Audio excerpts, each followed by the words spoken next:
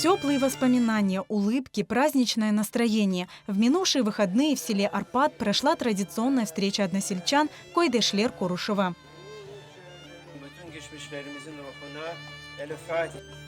Мелек Сулеймановой было 4 года, когда 18 мая 1944 года ее выселили из родного села.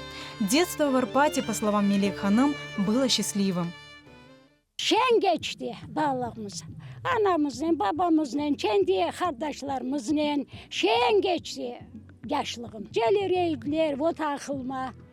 Maileye varıydık, gelireydiler, birbirlerine yardım edereydiler. Anda olsa kaytma istedik Arpat'ta, kendi koyumuzu istedik kaytmaya.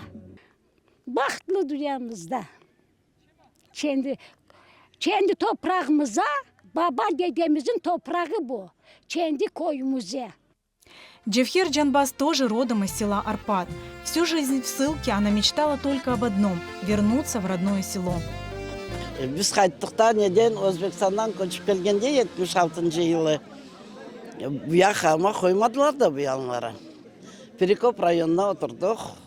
Sonucu Arpat'a varmayınca Kırım'a geldim. Bellemezeydim. Gelip çıktım Allah'a şükür. Arzuları ettim. Varıp imenle doğan koyma oturmaya.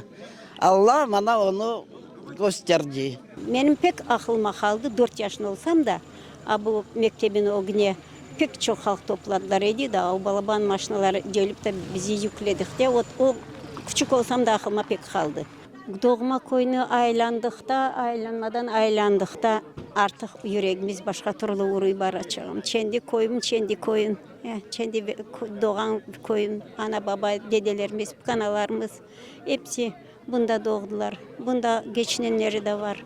Çok minnetimiz bunda geçindi. Allah'ın rahmetinde olsunlar. Традицию собираться в родном селе поддерживают дети и внуки уроженцев Арпата. Для них эти встречи тоже волнительны. Здесь они знакомятся друг с другом, слушают истории про родное село. Babam, anam bunda doğdu. Babam Kaçot Mehmet, anam Çoban Rahime. O pek yüreğimize uğruyor. Bu Arpat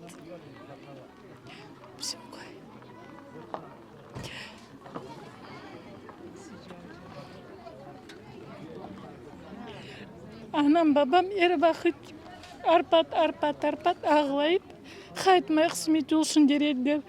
Son 86 yılı kayıttılar Kırım'a. Койдешлер Koruşuva. Adamlar birbirini görüp kuvanalar. Tanışalar. Ben birinci kere geldim pravda. Beğenem bu yerleri, dülber yerler. Ana yurtumuzu bakmaya gerek. Anam babam doğdu. Anamın adı Çobanова Мелек, babamın adı фамилиясы Сулейманов Хусейн. Нам повезло то, что у меня отец, когда ехали в Крым, он сказал, родился в Арпате и вернусь. Так он и сделал. Benim anam babam bu Arpat köyüne doğdu, ostu, sürgün oldu bundan. Biz her yıl şimdi kaç yıldan beri 88 yıla biz göçüp geldik Kırım'a. Ondan belli her yıl gelip Arpat'a görüşüp nesini geçirip ballarımızı, endi torunlarımızı çetirip gösteriyoruz bizim işte toprağımız diyeceğimiz. Bu bizim toprağımız, потому что başka toprak bizim yok. До депортации в селе Арпат проживали в основном крымские татары. В селе сохранились школа и старинная мечеть, а название гор и скал, окружающих село, передаются из поколения в поколение. Bu dağların adı o yanı Huşeli dağı, Huşeli. Bu Moizin. Bu yanı Moizin. Moizin. O Kuraça, Haşmıza, Kuraça. Bu Kızılkaya, Ziyade Xoranta yaşarıydı. Evler abla burunların haşına kurar eydiler evleri. Bule o zeyn içine kurmaz eydiler. O zeyn içine bule alçak yerlere bahçe yapar eydiler. Benim babamlar, kaynatamla babam o Huşeli'ye mal bakar eydiler onda. Bütün yaz onda olur eydiler. Son kışta kaytıp ceyir eydiler bu yana. В Встреча односельчан в селе Арпат – праздник для уроженцев села и их потомков. Здесь делятся воспоминаниями, передают мудрость предков. Здесь рождается связь поколений.